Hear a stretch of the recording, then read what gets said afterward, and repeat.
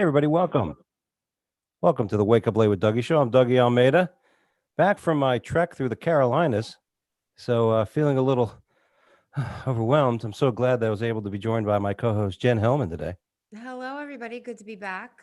And special guest here in the studio, comedian. And boy, I think we got a lot in store for us today. Uh, Mr. Max Dolcelli. Hello, Dougie. Hello, Jen. Hello, Hello. Bugs.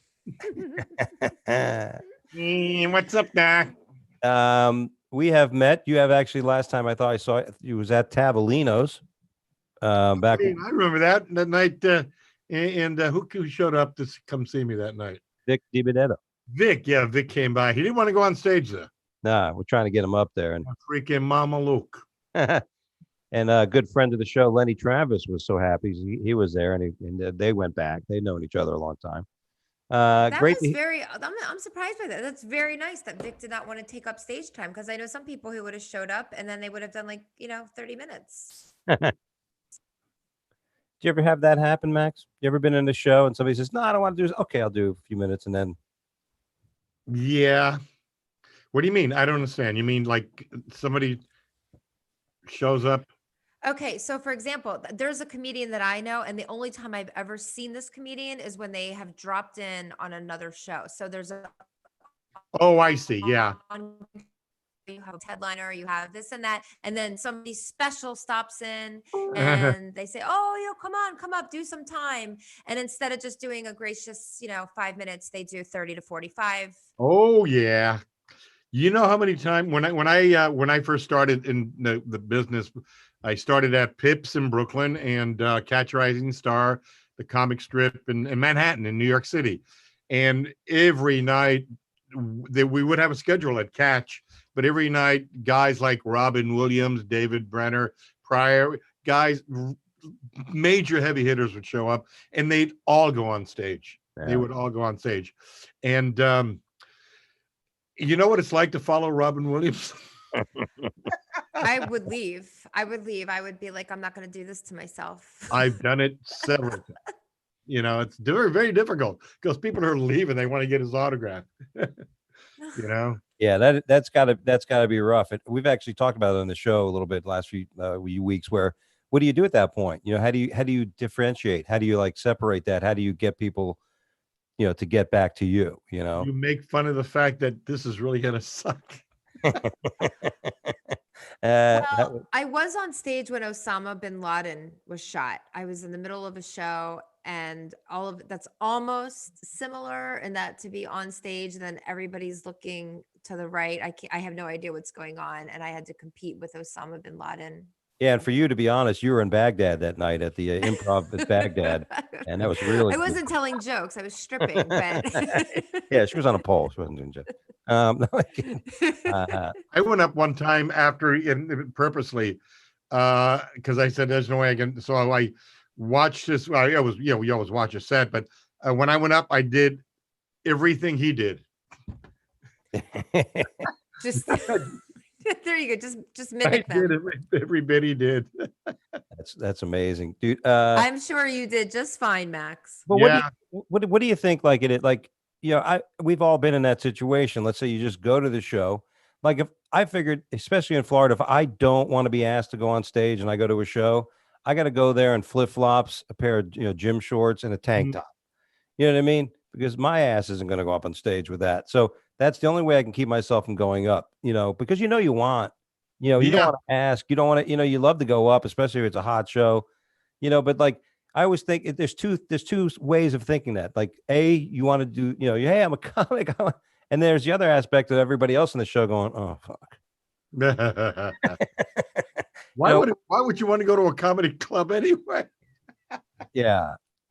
Well, to support because I know at my level, I'd like to go and try to support, although not so much anymore. I would say 5 years ago it was I stopped supporting. You in Florida, Jennifer? Are you in Florida?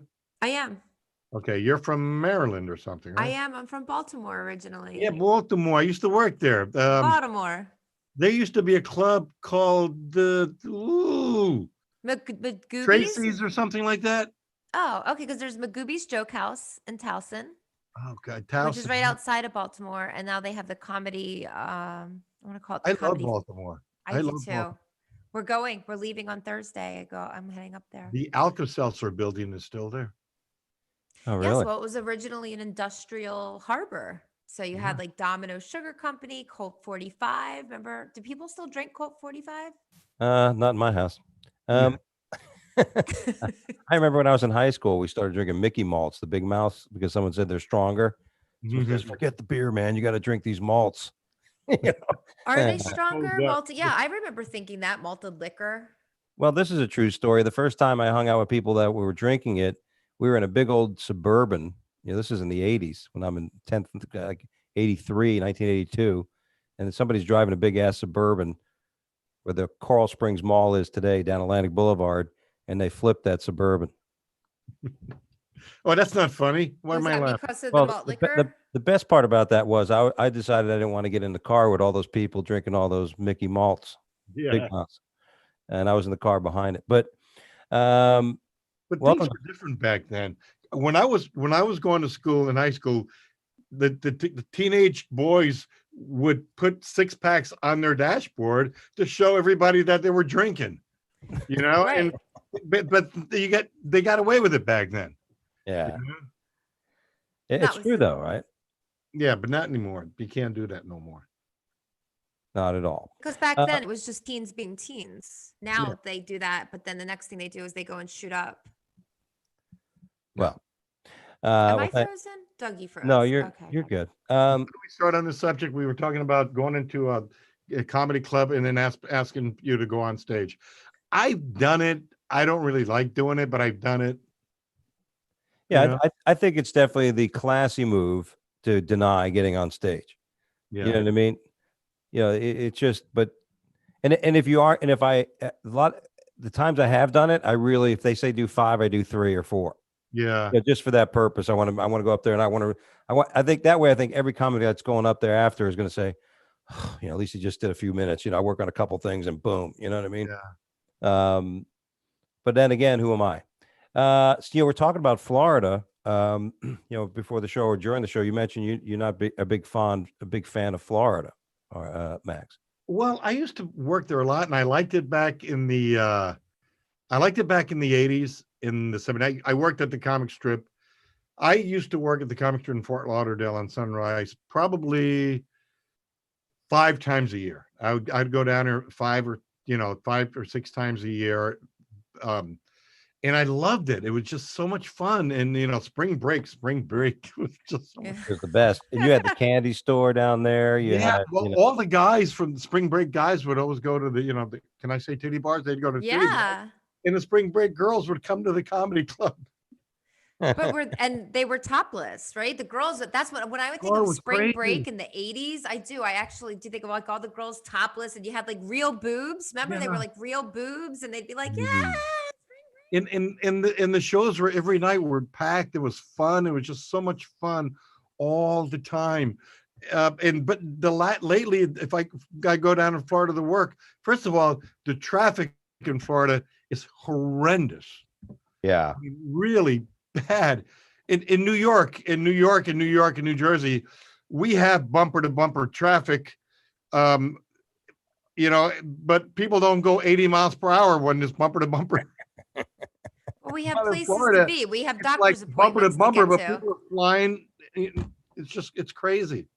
I don't know. It's not the same feel as it was back then. Well, here's the thing. I've lived here. We moved from New York when I was like 4 or 5 years old, and I've lived in South Florida in the particular area more or less since I was 5. So that's a long time, and my wife is tired of it, and so I've made we made the decision to move to North Carolina or South Carolina. So we actually scouted out love, things we do for love. Well, wait, what do you really hate about Florida? First of all, the heat. Okay, the oppressive heat. Second of all, humidity. Thank you. That goes with the heat, right? I don't like going out to get my mail and sweating my balls off and have to change my shirt because I went to get the paper. Second, the hurricanes. I mean, look at these people in the Gulf Coast about to get hit again. Could you Insane. imagine the year these folks are having? You know, this is a year. Okay, everybody in the world is going through the pandemic. Okay, and everybody in California is dealing with the fires. I mean, come on. And then these people in the Gulf Coast are getting hit for third time. Is that Zeta? Zeta is the third one, or is that the fourth one? Hercules, fucking Socrates. I don't know what it is at this point. I know. The whole And fucking Laura, Greek. and Laura. This is stupid. So I could just imagine that, I'm going to leave this place and there's going to be a super five that's just going to come and crush this state. So those are the two main things. The second thing is like Max talked about the people. It's a big mix. Everybody's in a rush. Everybody's important. The time I went when we were in North Carolina, you could see the difference. They're just the people are just, and it's nice too because the leaves are changing. It is. It really. Everybody's always in. People are retired there, and they're in a freaking hurry all the time. All the time. Last time I was down there, I was in Tampa. Somebody tried to pass me in a car wash. It was just. Even the people at the bus stop are like jockeying to see who can get on the bus first. Yeah, exactly. This is a non-passing drying lane. Dude, that's funny. You're right though. Everybody's in a fucking hurry. I had somebody getting honking at me because they were like trying to come up. Like I drove into traffic from the median, coming in into traffic, and this guy is hauling up ass and honking at me and shit. We're going to a red light.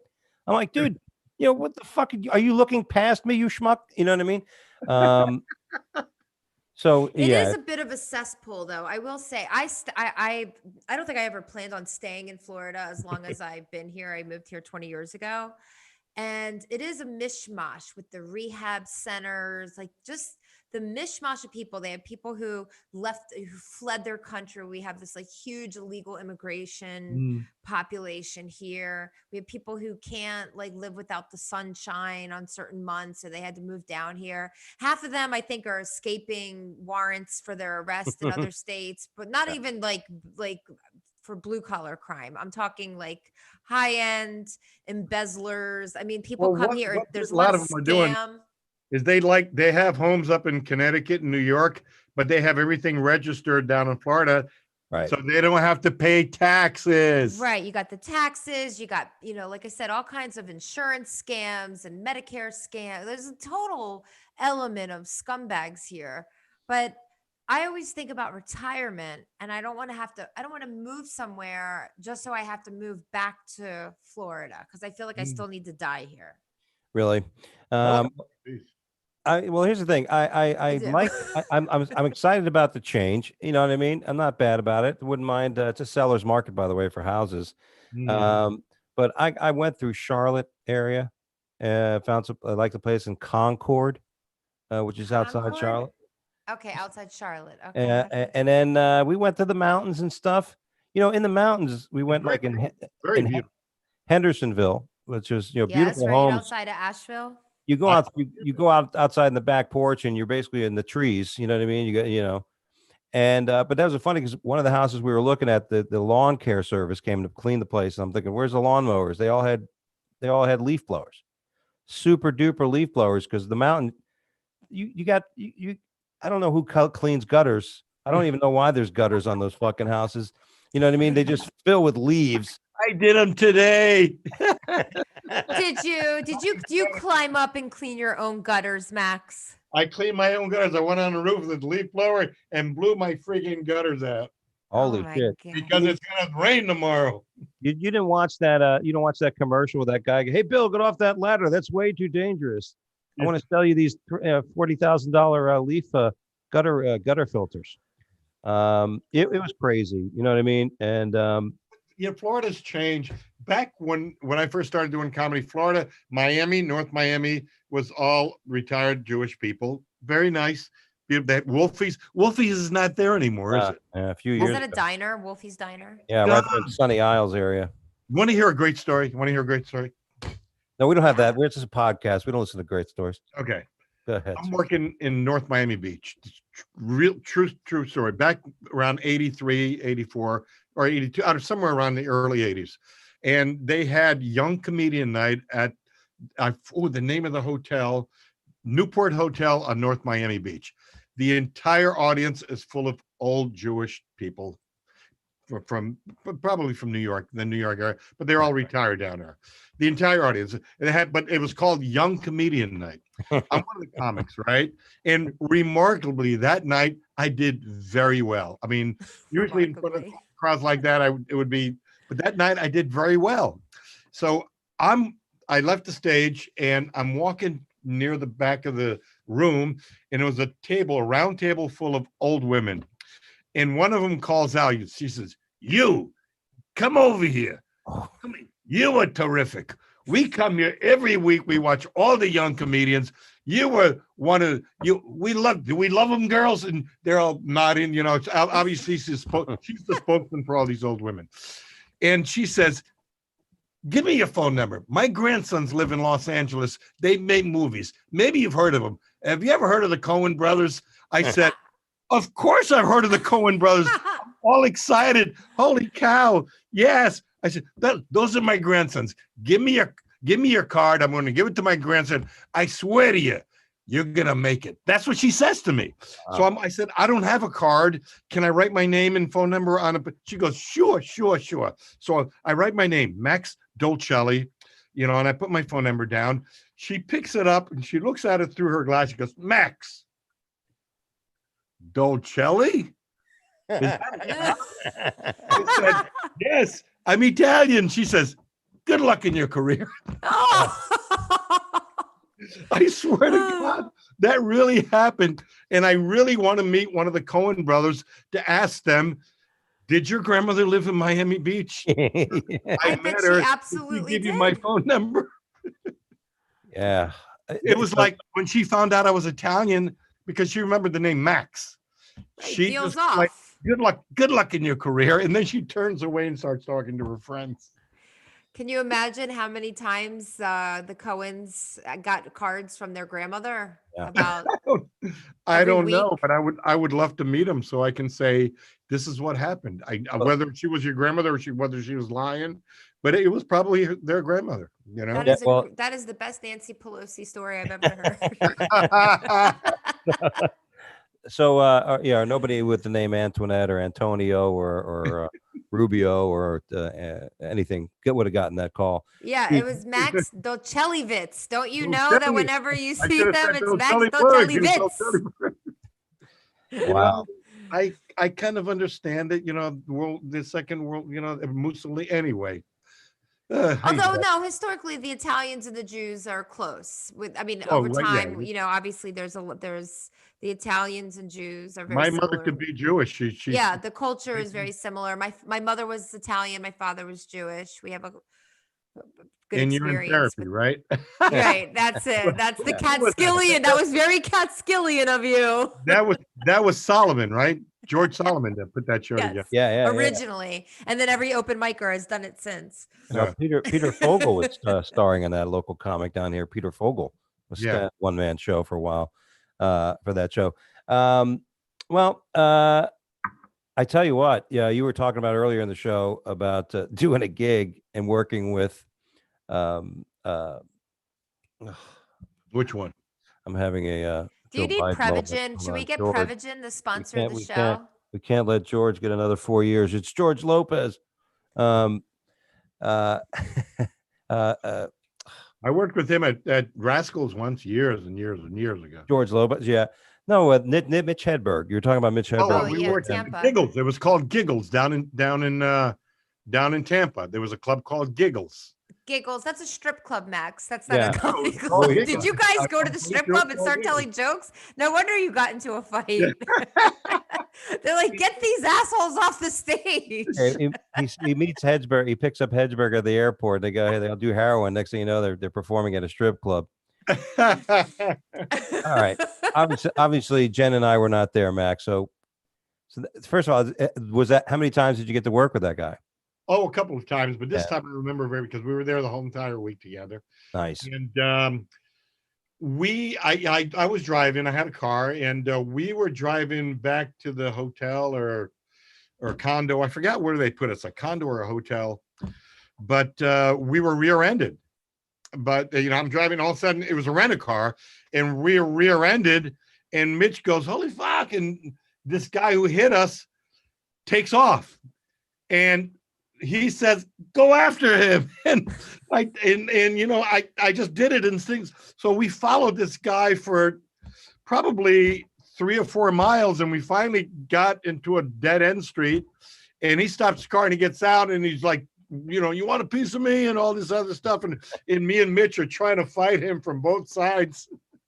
And finally somebody called the police. And when the police came, we explained to him what happened. And they told us that we shouldn't have followed him, but he got arrested for hitting and running. Yeah. Why did he leave the scene? Did he And not he have didn't have insurance? insurance, so that was the problem. There's usually 2 reasons why somebody will run from a scene of an accident. A, they are high, Yeah. Or they have a drunk, warrant. They know or there's they a have a warrant, warrant. I think he was drunk. Yeah. Too. or like you said, they just don't have insurance, and Yeah. they know they can get arrested.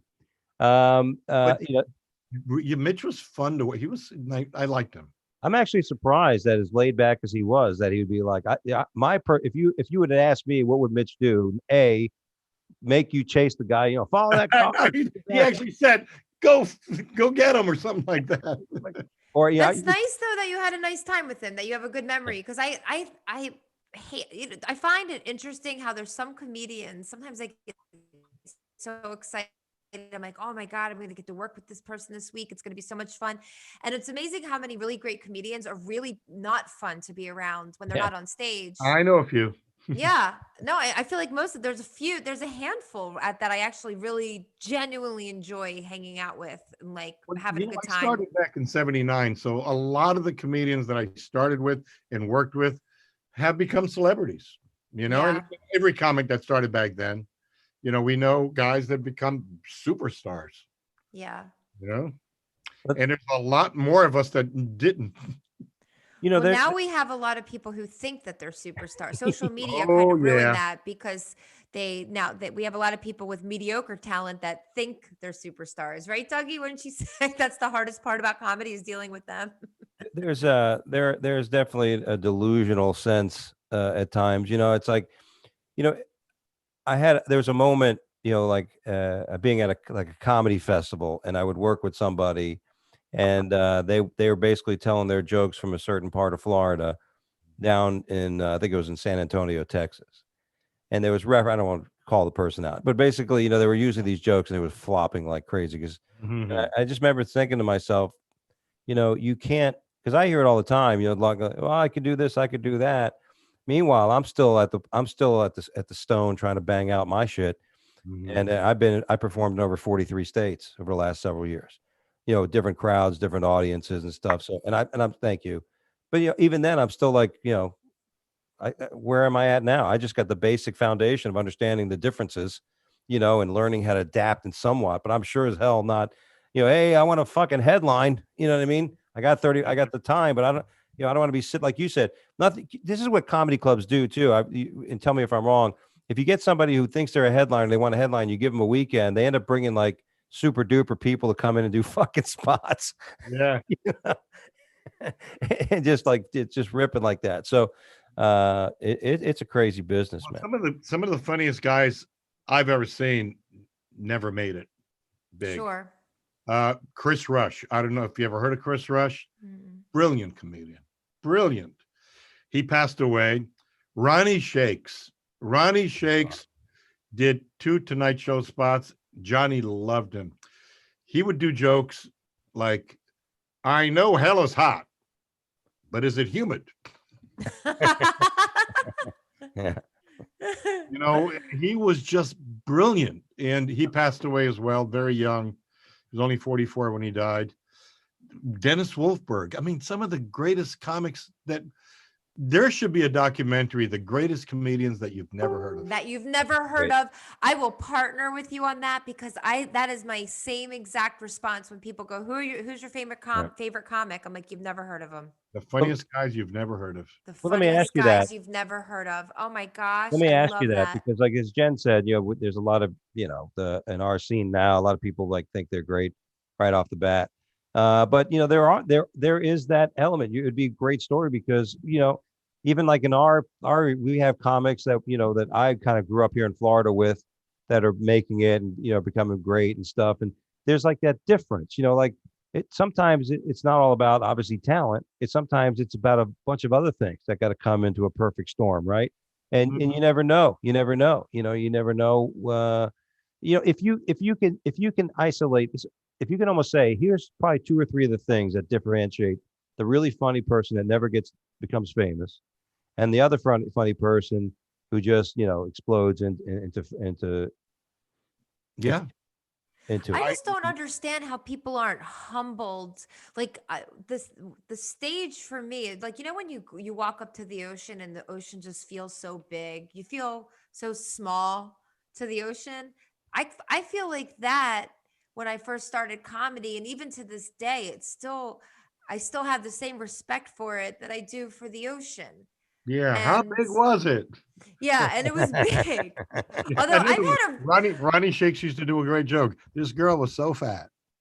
how big was she? I don't know. I never got back far enough to see all of her. Oh, that's great. I was attracted to her though. I think it's called gravity. Yeah, see now Ronnie would be chewed up, spit out because everybody would be Oh, like, people that's nowadays. body shaming. Yeah, Oh gosh, you want to hear another story? Doug, you want to hear another story? yes, please. Yes, I please. used to do a joke back in the 80s. Remember MC Hammer? Can't touch Yeah. this. Yeah. This was a joke. Very simple. This is Oh, all I yeah. talk about. This is the very simple. I'm walking down the beach in Fort Lauderdale, and there was a woman on the beach, big woman, huge woman, huge, 1,000 pounds. I said, there was a 1,000-pound woman sitting on the beach wearing a t-shirt that said, "You can't touch this." I walked up to her. I said, "Thank you." That's all the joke was. That's all it was. After a show one night, a big woman comes up to me and she's like screaming at me. She goes, "You shouldn't make fun of fat people." I said, "Where do I make fun of fat people? Because there's only that one joke." I Right. said, "I don't make fun of fat people." What are you talking about? She goes, "What about that woman on the beach?" I said, "Oh, really? Come on, please." She goes, "No, that's not funny. It's not funny. I'm offended." I said, "Yes." And then now I'm apologizing. Have you ever had to apologize to people? Just pretend.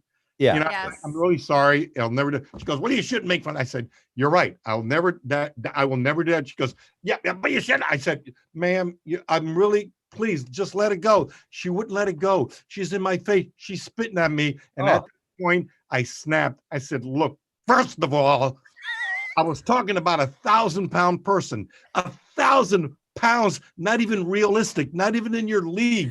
What are you, 500, 600? I actually said to her, "What are you, 500, 600?"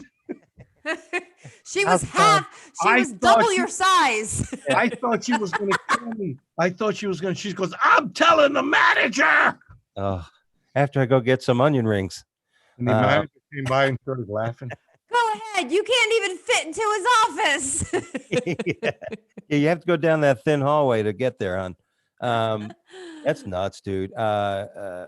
Yeah, it's crazy. Listen, the comedy, and you've been doing a lot of cruise ships, so that business has been shut down. So, Oh my goodness. comedy has a lot of headwinds right now. And you talk about comics coming in doing spots. There's only so many places open.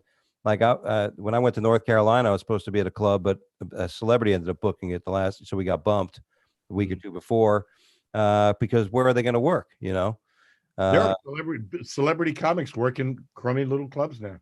Yeah, whatever they can take. And you know what? Lines, let me tell you something. Cruise lines, when they come back, it's not going to be the same. You're going to have to, if you're a guest entertainer, you're going to probably have to stay on for 6 months or 7-month contract and be part of a crew member, because they're not going to want you to jump ships with all, with the, all Wow, the, that's a good point. And then come back on, right, Yeah. after you've been bringing your COVID so everywhere. it's going to be different, and the money's going to be cut. So, but I did 29 years at sea. I had a great time. Yeah, that's a long run, because that's not the easiest gig in the world, from what I understand. Max, do you have kids? I have, yes, 5 sons, and been married 4 different times, 5 sons, and I lost a lot of time. I see my sons more now than I ever have. Okay. Well, that's good, dude. Everything, sometimes this stuff happens for a reason. Yeah. Speaking of things happening for a reason, one of the topics I wanted to talk about today was the CNN chief analyst and reporter for the New Yorker, Jeffrey Toobin. Jen, Love you it. like this story? Was caught masturbating on a Zoom call. Um, Tubin. Boy, took a little inspiration there. Let me tell you something. If I'm anywhere near a video camera, I wouldn't do anything like that. That's my point. Here's this guy's he's like the chief legal analyst for CNN, which, by the way, whispers I understand is that Jeff Bezos may be buying CNN from AT&T. That was some of the whispers. Yeah, Bezos is going to own. I got an issue with that. Is that Jeff Bezos's thing? CNN? I mean, is he a CNN watcher? Well, it fits, right? I mean, but he has to buy it, not his Amazon money. And it's interesting how people say you can differentiate. Amazon money, really? How much of Jeff Bezos' money isn't Amazon money? You know what I mean? It's somehow. What do you mean? After it's been taxed, it's okay. Once it's gone through the system, then it's his. I get it. That's probably what it is. But he could wipe out starvation in this world. He could wipe it out with the money he has. Just him. Yeah, and I'm going to say something really sad now, but every single day on this planet, thousands of people die of starvation. Okay, I'm sorry to ruin everything. No, that's true. It's a good point. I mean, that's part of what we're talking. As Jen said, talking about. Should he be paying for it? I mean, I don't even know anymore. I mean, is it his responsibility to pay for it? No, it's not his responsibility. But how much money do you need? Well, here's the thing. I've gone up and down that scale, and it seems the more you get, the more you need. Everything just opens up crazy. It's a weird, it's definitely a weird thing. I obviously have never made billions. But he, you have to. That's the thing. If you have the possibility to do it, like think about this as comics. No, as a comic, I don't give a shit about how much some comic makes. The only thing I care about is stage time. I want to be, you know what I mean? If you have a comic that's constantly at the same club, and you're not working that club, you're like, why aren't other comics getting to come in for a variety? You know what I mean? So I don't give a shit about how much money you make. You know what I mean? I don't care about that. But there's a theory called abundance. And in abundance, there has to be, with the human nature to survive, is, the human spirit has to think of abundance, meaning, no, I don't need 18 bottles of water, or cases of water when there's a hurricane coming. I'm going to go ahead and try to get 4 because realistically, that might be all I need. Mm-hmm. I don't want 3 other people to not have it because I have to have 6 months of fucking supplies for a hurricane because I think that's what I need. How you and I would think, but some people don't think that way. Well, obviously, look what happened in COVID. They bought up all the fucking toilet paper. Nobody was like, well, I wonder, how much toilet paper am I really going to need? And I want other people to have toilet paper too. They fucking bought up toilet paper, but I still can't buy bleach wipes. I was renting hotel rooms just for the extra roll. Just for the...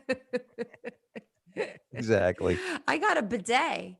No. I haven't used a bidet. But part of the fiscal discussion that we have in this country, it's really easy to say like, oh my God, well, so obviously I can't believe some people have so much and some people have so little.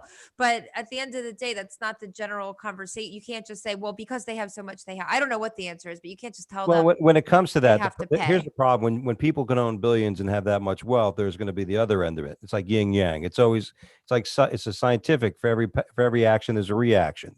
That's just the way things go. So, listen, there's so many people on this earth. You know what I mean? There's just we're at that point. That's why people are going crazy and stuff, and that's why we can't do comedy anymore on comedy ships. Wait, can we go back to Toobin? Yes. Well, here's we'll come back eventually, Doug. It'll be different though, and there's going to be an opportunity for people to open up new comedy clubs. And There's going to be opportunities for everybody to open up all kinds of new things. That's why sometimes when they're like, well, we have to save the airlines. I don't know that we have to save the airlines. I think it's up to the airlines to wait a either minute, I got sink a or lot of points with Delta. I don't want to go on. Shut I up. don't think I think Delta's doing okay. They're going to Okay. either sink or swim, and then you know what? Somebody starts a new airline. Yeah. It does. It breeds. It's like a recession. In a recession, there's some people who lose really big. Amazon Airlines, guaranteed. You watch. Yeah. It's going to be Amazon Airlines. Yes. They Yeah, deliver you and your package. you're right. Jen, listen, you're definitely right. There's from destruction comes other things. It's like the Phoenix, in that theory. But, hey, Yes, it rises from the ashes. yeah, there always things come about. You're right. And I think, listen, you're right, especially about the comedy clubs. There'll be, this is a country, at least, that we have the opportunity to do that. And there are a lot of people, because there are a lot of people, and a lot of people that are smart and that have money and have the ability to do so. So new trees will be planting up in the comedy world. But one of the things I was interested about, Tubin, again, I love it when somebody really important gets caught doing something so childish. But it almost reminded me of the time when Pee Wee Herman was caught masturbating in the movie theater. And he got his career just went ended. Yeah. And he was in an adult video. What are you going to be doing in there? Playing disc golf? Yeah, I think the cops should have just let him alone. Very different. That was unfortunate. He did not deserve that PR nightmare. No. But this guy does. Okay. Like Max, you said, is my camera off? Oh, you know what? I don't care. I'm going to go ahead and pull my dick out. Yeah, exactly. You know what I'm saying? I mean, who does that? Is there an actual video of it somewhere? Not that I want to see it, but is there an actual video of it? Hey, Brad, can you send Max a video of Tubin jerking off? Can you please get It's going to be on Pornhub. Yeah. Go ahead and send it to his fam. Don't worry about his personal email. No. Just send it to his. I don't want to see it. I just want to know if it's a video. Just send it to his video that says place of business.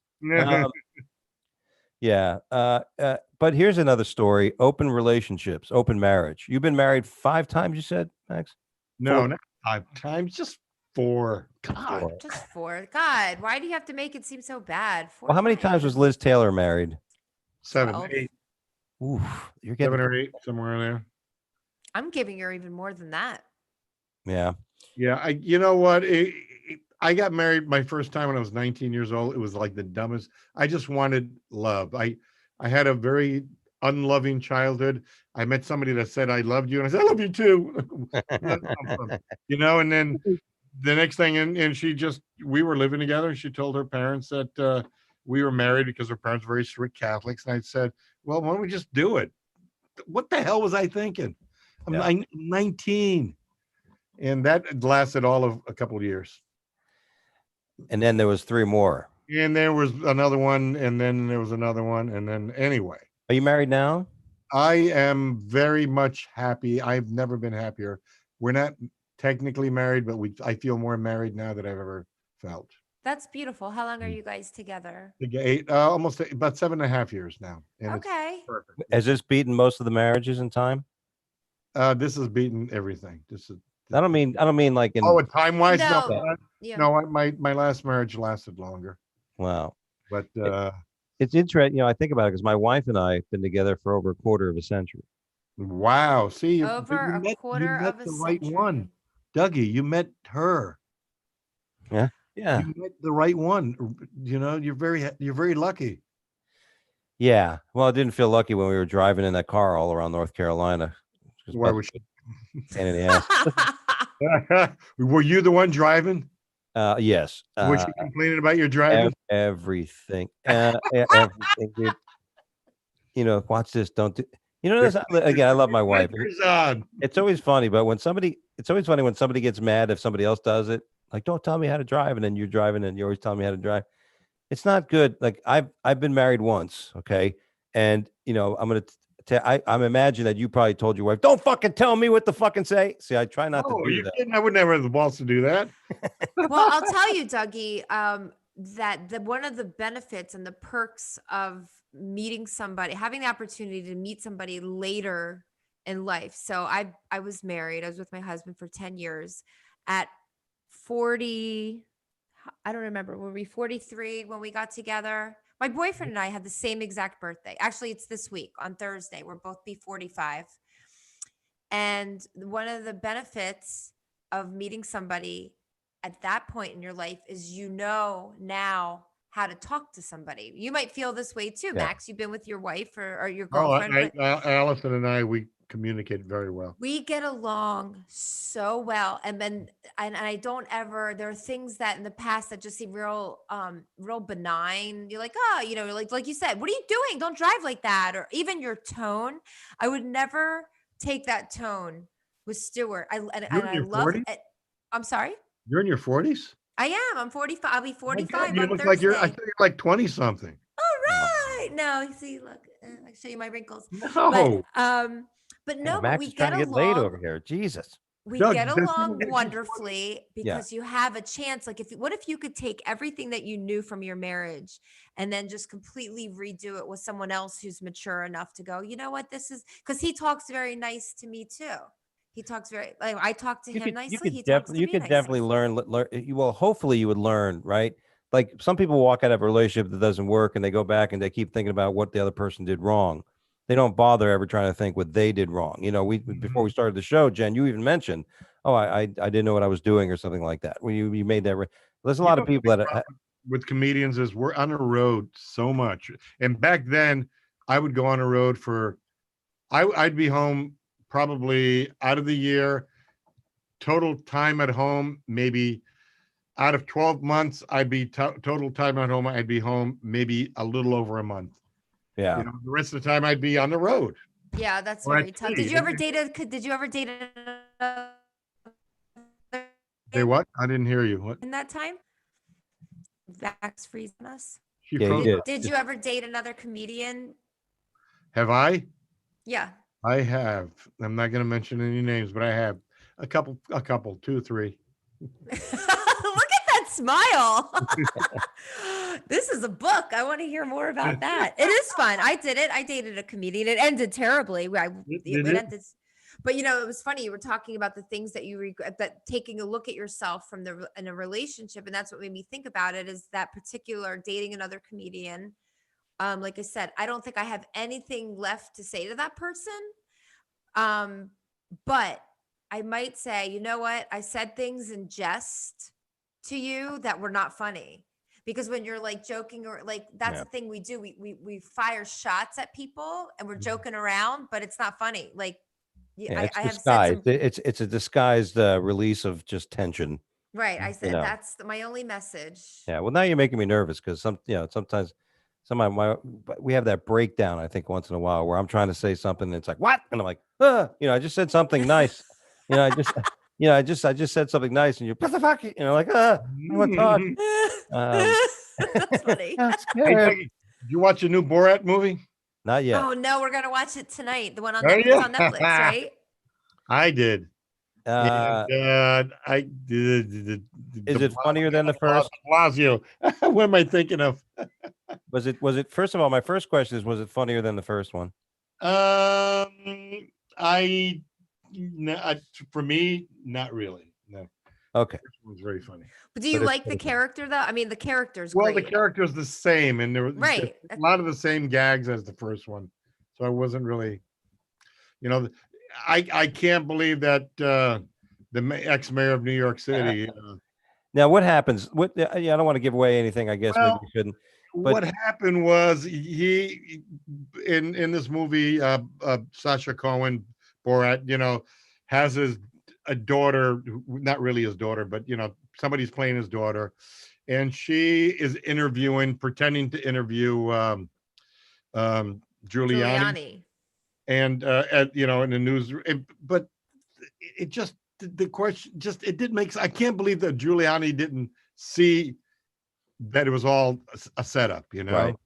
And then of course she comes on to him and they go into a hotel room or something, and he's laying down and he's tucking in his pants. Because that's totally normal when you're just on a Yeah, no, regular he wasn't such a interview. big fan. And then, of course, Borat brushes in the room and he goes, "She's only 15." Which, but it wasn't a lot. It wasn't. She really wasn't. But I'm surprised that he doesn't sue them for.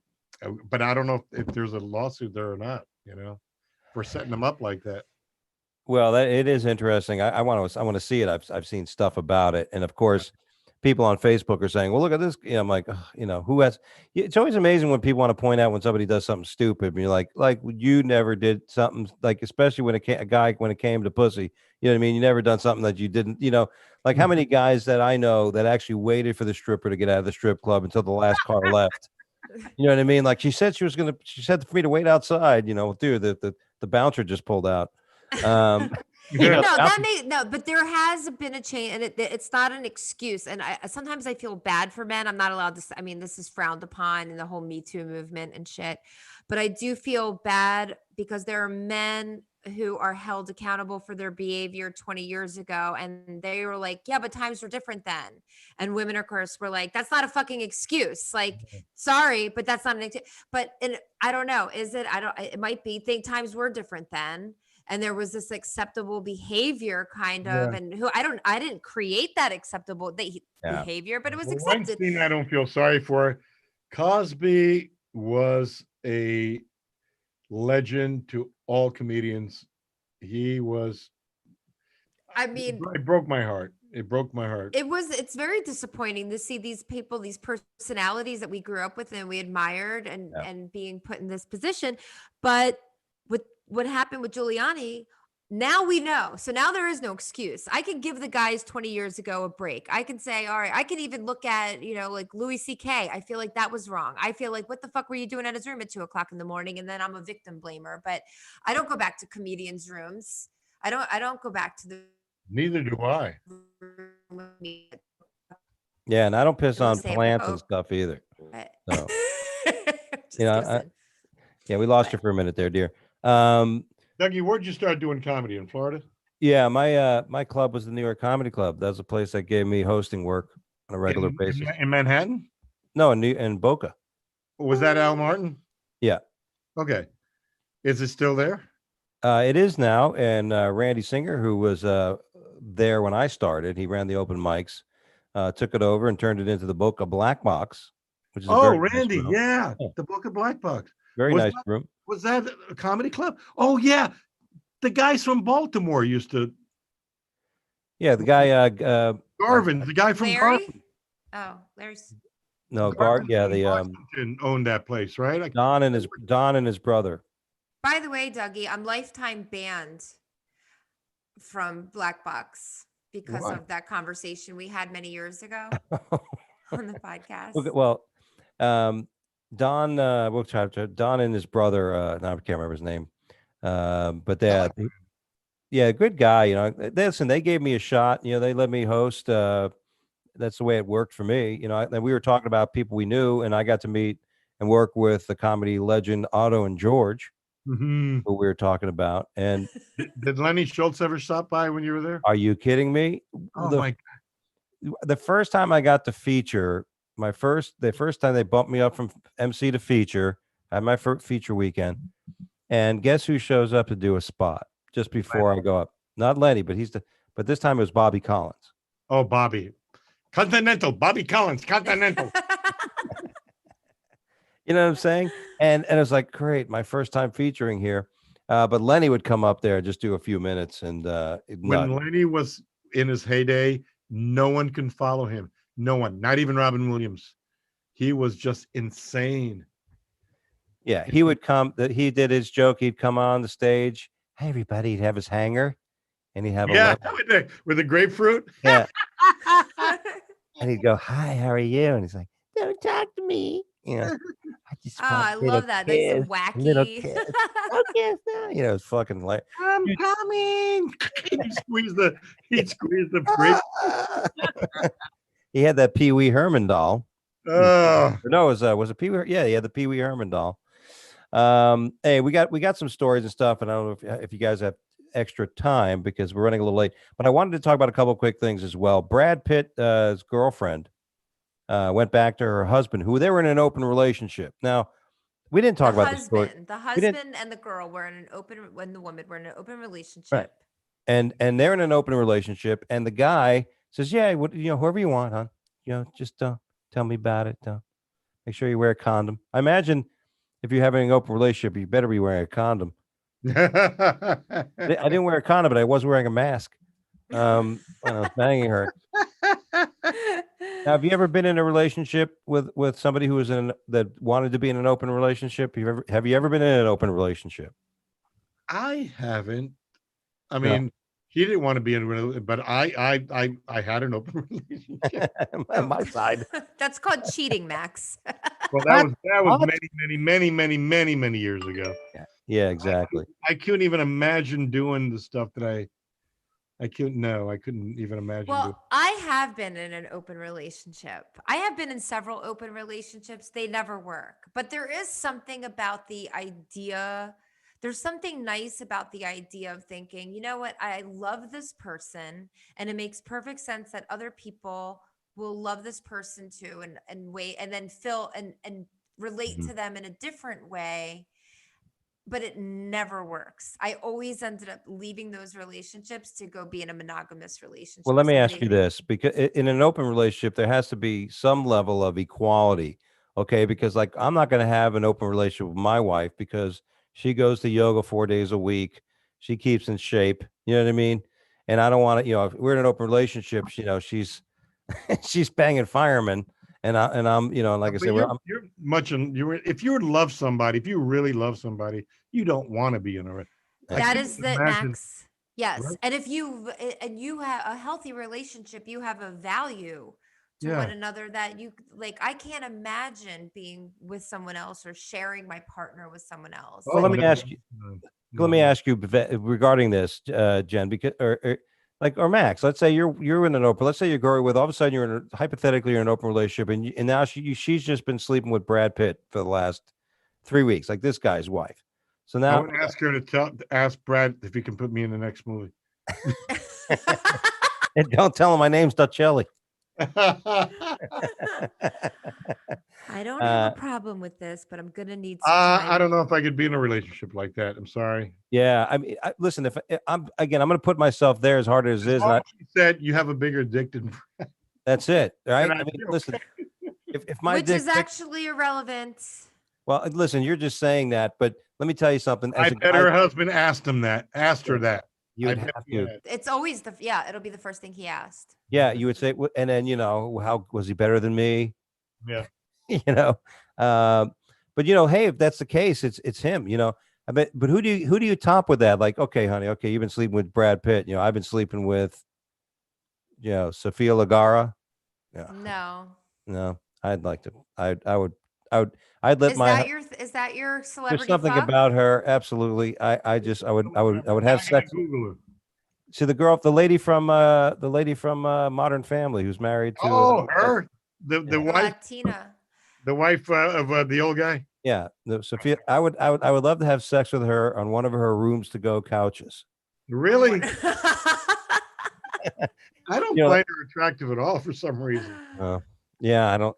Listen, I've never been a guy who's been attracted. Like, oh, celebrities. Oh, she's so hot. You know what I mean? I've never been. The Farrah Fawcett poster back in the the 70s with the nipple. That got you into that. Linda Carter from Wonder Woman. Oh, yeah, gorgeous. Raquel Welch. I mean, even when I was a kid, seeing her on the TV. Betty Grable. What? Betty Grable was the pinup girl for World War II. All the soldiers had her. And you want to hear something? She was married to Jackie Coogan. Who's Jackie Coogan? I gotta Google all of this. Uncle Fester. Oh my God. Really? Although I guess when he doesn't Fester have his Uncle was married Fester. to Betty Grable. Yeah. Well, was he really bald, or was that just the really bald? Yeah, but when he was younger, well, he was a child star, so he got a lot of heat, and then Betty Grable, apparently was enamored by him, and she married him, and then of course the marriage didn't last that long, but she became the pinup girl. All the guys wanted, to be with Betty Grable. You know. Although, you know what Brad Pitt doesn't have? You know why she went back to her husband? And this, you have to know this man. Do you know what the most attractive, hottest thing is? Trait of a That he man? vacuums. His Sense of husband, the husband humor. vacuums. Sense of humor. What? Sense of humor. A sense of humor. And you know who Yes. said that? Marilyn Monroe. If you can make a woman laugh, you can make her do anything. You can make her do anything. It is so any woman of intellect, and I think there's a cerebral part to that because I think there's some women who have to have. I think they're driven by money, security. There's a primal instinct in that, but a smart, beautiful woman, whether she's beautiful on the inside or out, sense of Make them humor, laugh. hands down, So is guys, the most so guys, important don't go trait. when COVID ends. Don't go buy chicks beers. Just go out there and tell them knock jokes. You know, it's funny.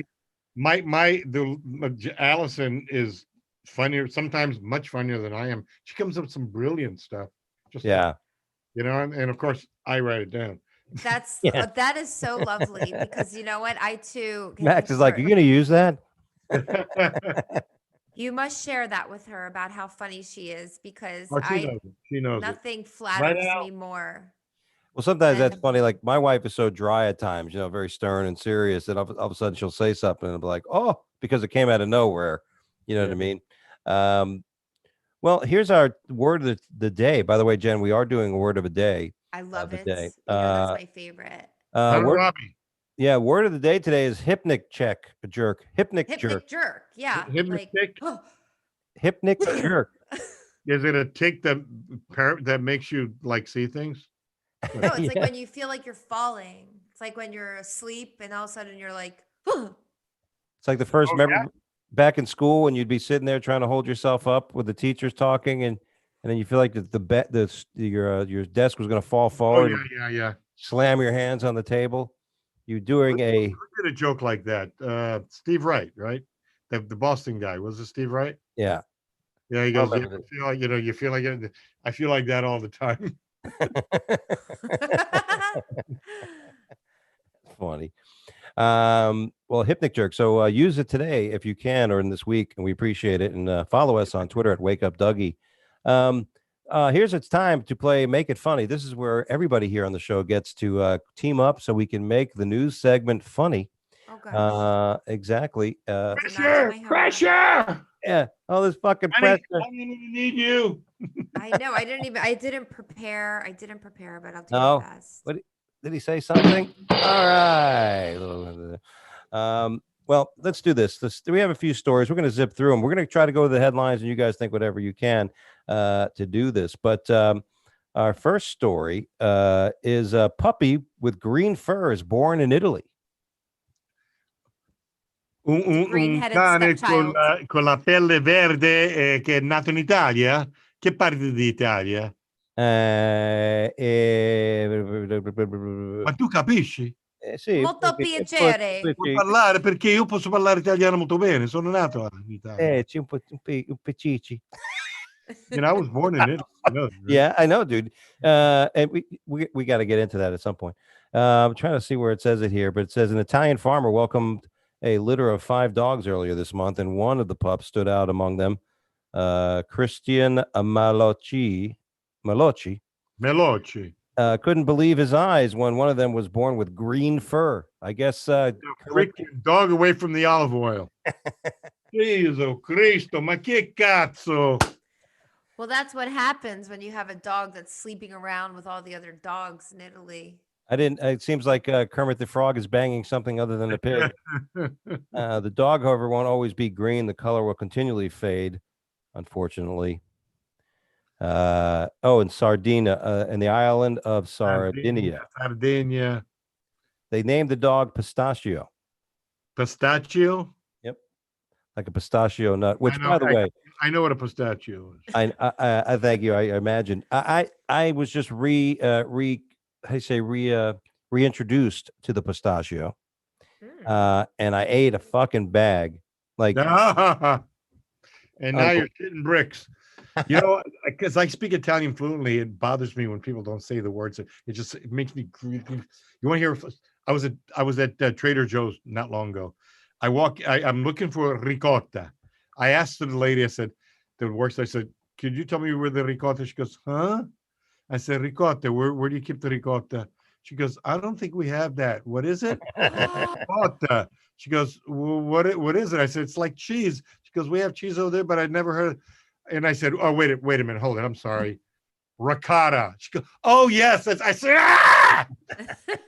Ricotta. But yet then at the same time, I get annoyed like when Spanish people who are English but they always like put the extra like Pedro, like they use a full English sentence. Like tonight when we were visiting with Pedro. You mean like Alexandria Ocasio-Cortez? Yeah. Yes, exactly. Ricotta. Oh, ricotta. You know, you just reminded me of something. I got some of prosciutto. Prosciutto. Oh. Oh, you know what they call it? Some people call it prosciutto. Prosciutto, yeah. Prosciutto is the meat of the gods. It is. You know, my wife can trust me with 8 naked women in the house, but she cannot trust me with a pound of prosciutto in the fucking refrigerator. Oh, if that shit's around, I'll eat the hell. Now wait a minute. What about the other cheese? Is it the mozzarella? Mozzarella. Okay, there's an A at the end. Yeah. Mozzarella. Here's our next story, by the way. It's not fangul, it's vaifanculo. Oh, by the way, on NBC Nightly News, they were talking about in Italy right now, they're protesting. It's funny because they actually aired it, and the Italian protesters were screaming, vaifanculo. On the news. I actually recorded it. But in America, I guess the TV people didn't realize what they were saying. What are they protesting? I saw that very quickly on the evening news. Yeah, they were saying vaifanculo, which means, you know, go fuck yourself. I know, but what is the protest about? Is it about because they're changing they're curfewing the bars and they're shutting down the bars in Italy and Spain, and that's not just in America. I was talking about this on a Facebook a post earlier the other day about that, and people are talking about this and they're bringing up like South Korea and the countries that are supposedly doing better, and I'm like, listen, one of the things you want to check in South Korea is the obesity rate versus the United States. One of the things you should check is the heart rate. But people with heart problems, all these fucking America's not healthy. If you want to know why we're not dealing with this very well, because we're not a fucking healthy fucking country. So, don't compare it to fucking Korea, where somebody who's 78 years old could fucking do Tai Chi, and balance on a beam, at this point. And it is, red wine at night. That's right. It does seem, by the way, the countries that are having the worst problem with this right now are the countries that are like, fuck it, we want to do what we want to do. We're not going to let this thing do what it's doing. That's where's lack of discipline. Yeah. Like Sweden. Well, the thing about Sweden is they said, fuck it, we're going to take this on because they are healthier people, much healthier people than Americans. And I played soccer with a bunch of Swedes and had a shower with these guys. Trust me, they're healthier. You can tell by their urine in the shower that they're healthier. Their pee smells amazing. Oh yeah. I hated showering when I was in high school. I remember I was born in Italy. I'm the only kid that wasn't circumcised. Hey, mommy, why is everybody looking at my dick? That's fucking great. Here's our next story. Man stunned by very rare 2-headed shark. We have never seen anything like this before. A fisherman from Palgar, India, caught a 6-inch baby shark with 2 heads. Well, it's off the coast of India. The shit that's floating in that water. Mm-hmm. I mean, that's all head. I mean, it's 6 inches. Can you say that again? That was all head. I'm going there because, like, you just told me it was like 6 inches with 2 heads. He's all head. Did he throw it back in the water or did he keep it? Well, he's Indian, so they gang raped it. Amish Palakar, another fisherman in the area, told the paper, "We have never seen anything like this before, but we did see a monkey fly." The group sent the photos to researchers in India, where they masturbated to it. Our next story. Here's I didn't know this has happened. But a woman grows hair in her mouth. Oh yeah, that's a thing. And don't Google it because it is disgusting to see. I've done it. I've Googled that. Oh great! Now I've got to freaking. Oh God, I'm telling you, Max, it's disgusting. I don't know why I Googled it, but I have Googled it. And if you haven't Googled yet, blue waffles. Oh God, I feel like I have Googled that before. Have you ever Isn't the Googled blue internet waffles? just Huh? just Google hairy mouth Or hairy tongue? Well, I just see a mouth. I don't really see. Oh my God. You got Oh hair my coming out of God. your teeth. Make it stop. Ew. Could you imagine? Why would she want hair in her mouth? Well, I don't know if it's a choice. I don't know if she, It's a condition, right? It's like a bacterial overgrowth is what it is. Yeah, could you imagine? She makes you shave your privates, and then she got hair coming out of her teeth. I like the Italian woman grows hair in her mouth. Italian woman. Yeah. Is Italian. I'd imagine any of the women who went down on Charlie Sheen probably is suffering from the same condition. Or Kathleen Zeta-Jones. Yeah. It's been over a decade, but rare cases of women growing hair out of their mouth is still fascinating experts and grossing out many of us. It's disgusting. It began 19-year-old Italian woman met doctors at the University of Campania, Luigi Ventelli. See, you got mad at me as I tried to. Doug, have you been to Italy? No. You should go. You have to go. I do want to go there. I definitely want to go to Italy, and I want to go to Norway and up in that area, Scandinavian countries, visit some places. Go to Italy. Give yourself plenty of time and advice. When you get to Rome or one of the big tourist destinations, pre-book your tours to all the sites on the official sites because there's a lot of scammers. Really? Now, what about if you use a travel agent? You're not going to be able to get into the Colosseum or the Vatican. Make sure that you book it on the official Vatican site or the official, Italian site. Because otherwise, you're going to get charged double, triple, or you're going to get just taken. First visit to Italy. Where does somebody go? They go to Rome. They don't go to. I would Tuscany. go they don't go. La Spezia and see Cinque Terre. Okay, well, La we'll have that on the Spezia and Le website. Cinque Terre. Cinque Terre, most beautiful place, one of the most beautiful places you'll see. Porto Venere, Cinque Terre, Spezia, Liguria is very pretty, beautiful. So you're saying if somebody's never been to Italy before, what you have to see, you have to see the Vatican, you have to see Rome. I mean, the Colosseum is amazing. I mean, all of Rome is amazing. Let me ask you a question, Max Dolcelli. So many people just packed. Max, I got to ask you a question. What's the fucking deal with the Swiss Army's, the Swiss Guards fucking uniforms? Yeah, well, that's what they used to, the vet. You mean why are they? Well, If those who don't know, if you look at the Pope's Guard, the Swiss. Yeah, I know what the Swiss Army is. No, I know, but the Swiss, they still carried lances and stuff. Yeah, and the fucking metal hats like the Don Quixote. And it's funny because I just did an open mic joke. It just reminded me of, like, no one got it because not many people understood what I was saying. But I said you get beaten up by one of these guys, you think you got beaten up by an Easter egg. Yeah, yeah. It's like, oh, purple, yellow, green, fucking what an intimidating outfit. Yeah, you do have to see the big cities, and you do want to see the Duomo in Florence, and there's just so much to see. It's a beautiful country. Yeah, but right now people are going crazy with this whole because they're closing down the country again. Yeah, it's they can't do that. They can't do that, and they can't do that here. That is. Well, they did it in Italy before, and then the COVID was, but now it's coming back, and they're going to do the same thing.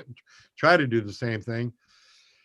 Americans don't like to listen, This is the thing, and it's an argument. And I'm sure other people feel quite differently about it. I had it. I was fortunate to have very light symptoms of it and all that shit. And fortunately, thank God that it's only about 98%, 99% of the people that get it don't really deal with much. You know what I mean? And look at you, even with all of your pre-existing conditions. I know with the herpes and the VD and the now it's saying it affects your heart and gives you all kinds. It's not funny. It's kind of funny, but it's not funny. I know. Well, this is a comedy podcast, so thanks. But listen, this thing is so communicable. It's so contagious that unless we all sit in a fucking box for a month or two or three, there's no way this thing's going to just keep fucking spreading. And eventually you have to go for herd immunity. There's going to be losses. You know what I mean? It's like, if this is, I love when people say, can you catch it again, Dougie? I'm going to get another actually antibody test, and next week, I think it is, I'm getting tested again because they say some of the research they're saying now is the weaker the symptom, the less likely your antibodies last. So if you're really sick with it, you get stronger antibodies, and who knows if that's true or not. So, I'm still yeah. wearing a mask. Well, you have to wear a mask now. Yeah, otherwise people are going to shame you. I mean, listen, I'm around people. I was going in and out of these elevators in these different hotels we're staying at and shit. That's brilliant. Yeah, thanks, man. Here's the thing: I get pissed at these newscasters when there's a cameraman 6 feet from her. There's no one around. And they got to wear the mask while they're trying to give us the news. Just take the fucking mask off. Yeah. You need to put your website on that, Max. Unemployed comedian. Yeah, put like your website or a hashtag Max Dolcelli. We'll do But I don't understand what they're saying about like Joe Biden is always like, I'm going to put a mask mandate, but I don't know what it's like everywhere else in the country, but we have to wear masks in Florida. Are they talking about like in my house? I need to wear a mask. In Connecticut, we have to wear masks. In Florida, we have to wear masks. Here's the problem. Everybody, the spreads are happening when people are starting to go fucking crazy. So they see all these people that are doing these indoor parties. They're trying to keep that. This is where the spreads are fucking happening, and obviously in the Rose Garden of the White House. Yeah. So they're saying if you have like a party, it's mandatory that you have to wear a mask. You shouldn't have a fucking party. That's the problem. When you think about it. Any rate, I'm going to move on. Quick, we got a couple quick stories. 13 Australian women pulled off a plane to have their genitalia invasively examined at the Doha airport. They have it examined? Yeah. Now, what would make you think that the authorities would go on a plane and pull 13 women off the plane to sit there and give them a pap smear right there in the restroom? Nah, meth. What for? What was the reason? Well, it turns out that somebody in the airport had found a stillbirth, I guess, in one of the bathrooms. No. Aborted fetus. Oh, wow. Airline staff allegedly found the abandoned premature baby in the bathroom before ordering the women off the fucking plane and stripped down, bitch. Wow. That is, they can't. What? Now think about it. One of those women. Country, they can do whatever they want there. Yeah, exactly. But that's why. Otherwise, can you imagine those other 13 women who didn't do that? What they had to endure because somebody decided to leave their baby and not their luggage at the airport. But what are you going to do? They're going to charge them with murder. They're going to charge. I mean, if I accidentally have a stillborn, a miscarriage. Was it a miscarriage or was it an abortion? The woman said she had a date that night and couldn't deal with it. I don't know. It doesn't go into the details. Makes perfect sense. What do you do? I mean, how many? We've had this story before. People leaving their babies. But I think that is the joke, by the way. People don't leave their luggage, but they leave their baby. Our last story, I believe. Actually, there's two more. You know what? Let's see. I want to skip through. Skip that story. It's stupid. Our last story, the biggest World War II bomb was found in Poland, and it exploded underwater during a defusal attempt. Usually, when you defuse a bomb, water in Poland, I mean, it's not anywhere near the ocean. Right. Gdansk up is a port. Yeah. Look at.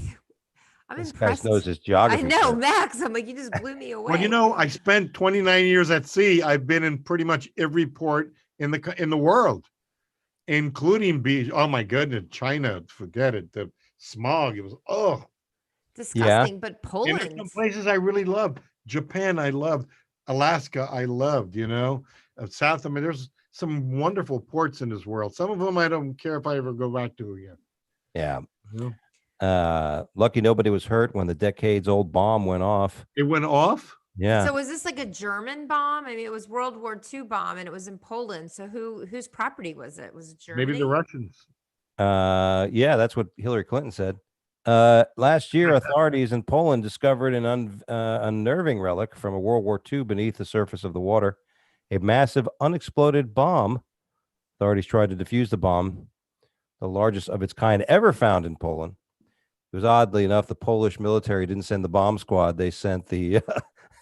You want to know why? You want to know why it was the largest bomb in Poland? Because I never performed there. If I performed, I would have been... This bomb was so big, they call it the eat a dick bomb. Yeah. Um, yeah. Yeah, but they didn't send the bomb squad. They sent a paramedic. That was the problem. The bomb itself was more than 20 feet long, much like my cock. Um, and weighed 5.4 tons, much like me after this week-long trip. So yeah, it was the one of the earthquake bombs, the Second World War, nicknamed Tall Boy. A tall boy. What's Tall Boy was the earthquake bomb back then. Not like the bunker bomb we have now that we dropped on Afghanistan. Much different bomb. Well, that's all we have time for here on the Wake Up Late with Dougie show. Oh, it was a pleasure. But wait, Dougie, I forgot to ask, did you find a house in North Carolina before we go? We found the goal of, well, it'd be nice. We haven't sold our house yet. We haven't even listed it yet. It's still being prepped. But the goal of this trip was, out of all the places in those two states and the areas we were going to look at, we wanted to narrow it down from 6 different cities and areas to about 1 or 2. Okay. And we've narrowed it down to 2 places. Okay. Now, folks, I'm going to, what do you think? Have you ever moved? Where do you live now, Max? I live in Connecticut. I love it here. How long have you lived there? We have a wonderful, my backyard borders the Nathan Hale homestead. You've heard of Nathan Hale, right? Yes. Sure. You know what Nathan Hale is famous for? No. Hailstones. Actually, he plagiarized this line. He's famous for saying, "My only regret." He was being hung. He was a 21-year-old spy for George Washington. Got drunk at a bar in New York and blurted out, "Guess what? I'm a fucking spy." Oh shit. Love that. Something like that. Anyway, well, he was turned in by one of his friends, and he was hung. And while he was being hung, he said, "My only regret is that I have one life to give for my country." But during that period, there was a very famous play in New York, very popular play called Cato. It was a Roman, about the Roman Empire. Cato. In this play, somebody's being hung, and he says, "My only regret is that I have one life to give for my country." And that's where he stole that from. Now, he had no idea he was going to be famous. He just wanted to say something profound. Yes. So he blurts out this line, and people go, "Wow, that's fucking great!" And he becomes famous for it. And he headlined the Improv for 3 years. And he did. He in fact, and then he and now he books it. Exactly. Right. And he thinks I'm a Catskillian comic.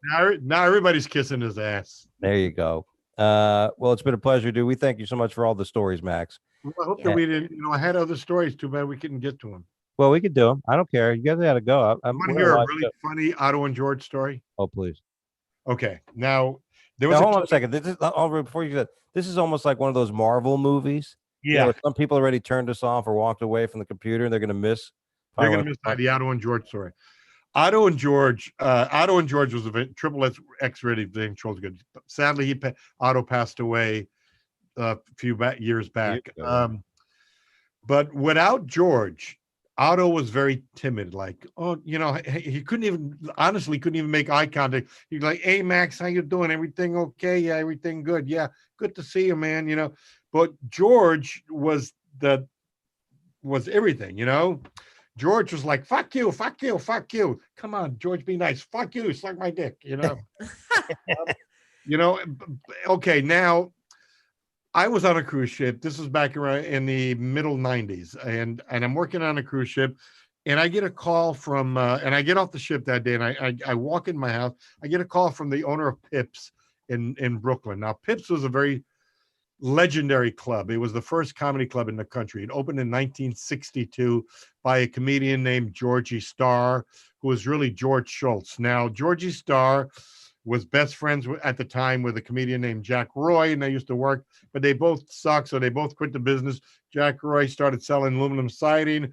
Georgie Starr opened up a club in Brooklyn called Pips, and but Jack Roy went back into the business, but he changed his name to Rodney Dangerfield. And yeah, that was Rodney. And in fact, there's Rodney mentions Pips in a couple of interviews that he's done, and What's My Line, but a lot of celebrities started at Pips. Guys like Billy Crystal, everybody worked Pips. Seinfeld worked Pips. Yeah. Dice, everybody worked Pips. Adam Sandler, first time on stage was at Pips. So it's a legendary club. Yeah, many So people one I've night I learned. get a call from Mike, and I used to work Pips back in the '80s with Maroney and Rich Jenny and Andrew Clay and guys like that, and Adam Sandler. And I wasn't working there anymore. I was working cruise ships, and I get a call from Mike, and he says, "Max, can you work tonight?" And I said, "Oh man, I just got off a ship. I really don't want to drive to Brooklyn." He goes, "Oh, that's too bad. I need somebody to open for Otto and George." Now I normally don't open, but I said, "Otto and George, yes, I'll do it," because I hadn't seen Otto in a while.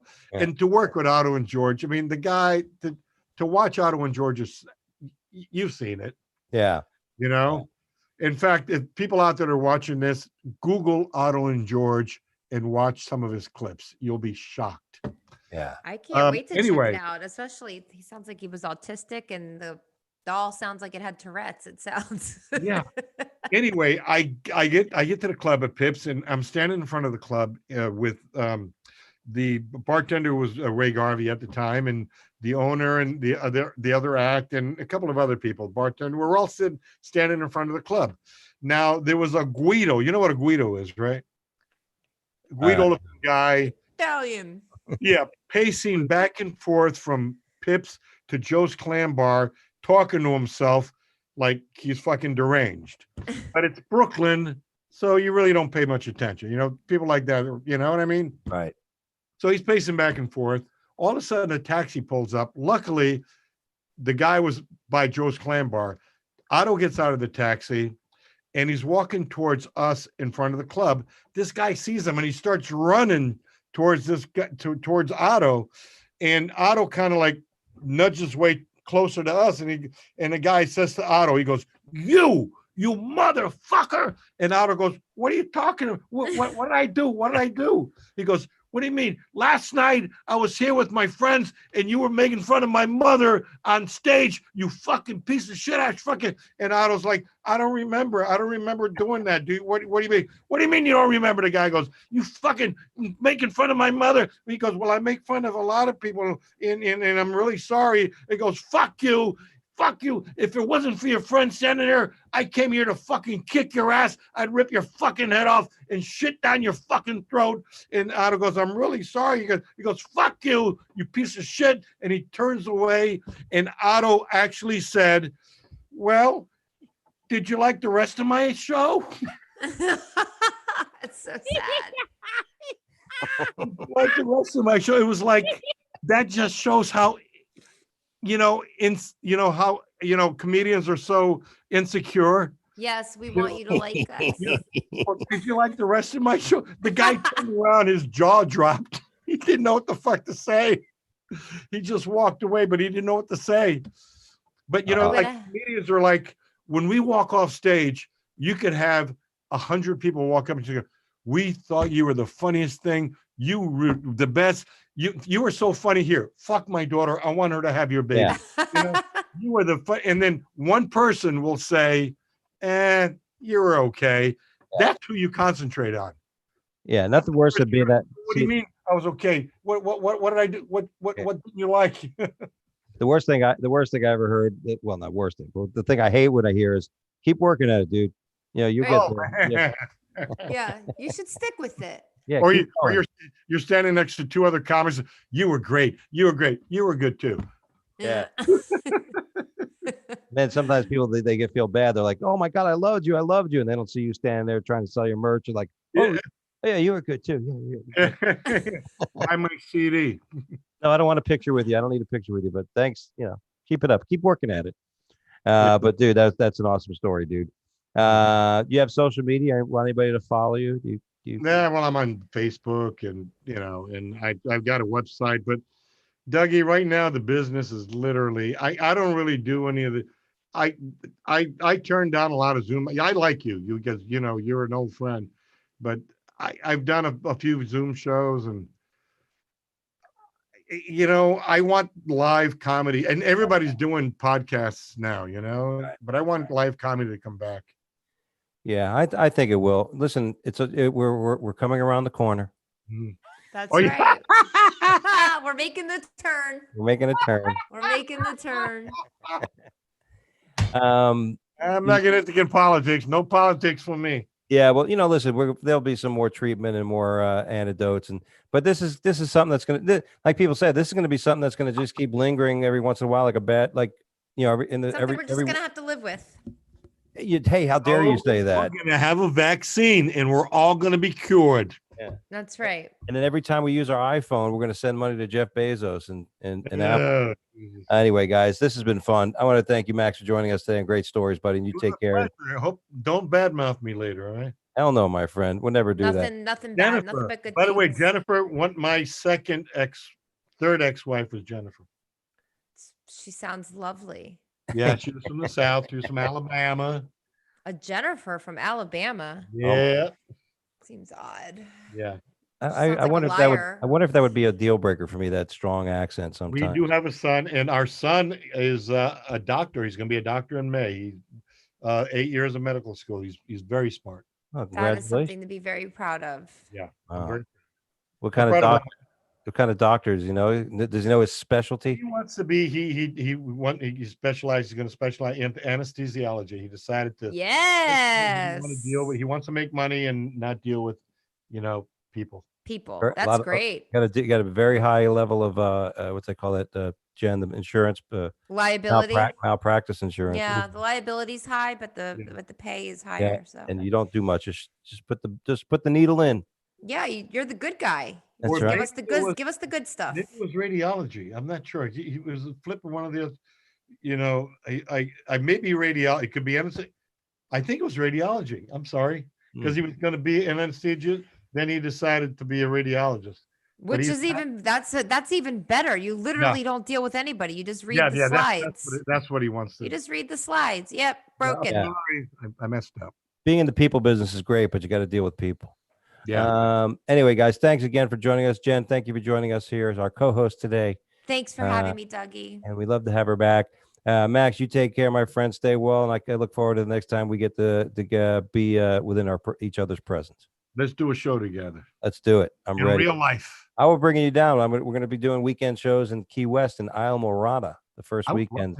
I love Key West. I used to go there all the time. Yeah, we're going to start. Hopefully, we're going to start it in December, January. See how it goes down here.